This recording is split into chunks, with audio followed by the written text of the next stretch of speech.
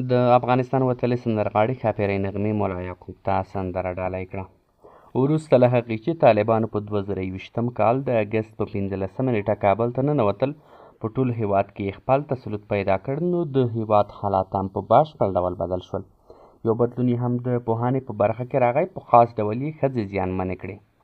طالبانو په نجونو او ښځو پراخ بندیزونه ولګول. په ټول نادولتي اداراتو او مؤسساتو کې د ښځو پر کار پراخ بندیزونه ولګول او پر ښوونځیو کې یې له 6 ټولګي پورته د زده کړو حق یې له ټولو نجونو واخیست او د پوهنتونونو ته یې د ښځو پر تګ هم بندیزونه ولګول. استاذه د افغانستان پښتنه سندرغاړې میرمن نغمې له طالبانو غوښتي تر څو د نجونو پر وړاندې د ښوونځیو او پوهنتونونو دروازې پرانیزي. نوموړې سندرغاړې د افغان نجونو په ملاتړ یوه سندره هم ویلې او طالبانو ته یې ډیډیکیټ کړې ده.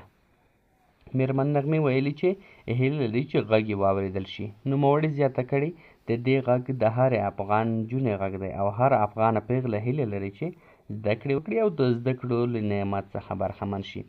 له دې وړاندې هم ګڼ شمېر مدني ښځینه او نارینه فعالانو له طالبانو غوښتي وو تر څو د افغان نجونو پر وړاندې د ښوونځیو دروازې پرانیزي او افغان نجونو ته خپل حقونه ورکړي. خو طالبانو په بار ویلي چې هڅه کوي تر څو یاده ستونزه حل کړي، خو تر اوسه بریالي شوي نه دي. طالبانو ویلي چې دوی تل د نجونو پر وړاندې د ښوونځیو دروازې نه دي بندي کړي او دا تر امر ثاني پورې دي.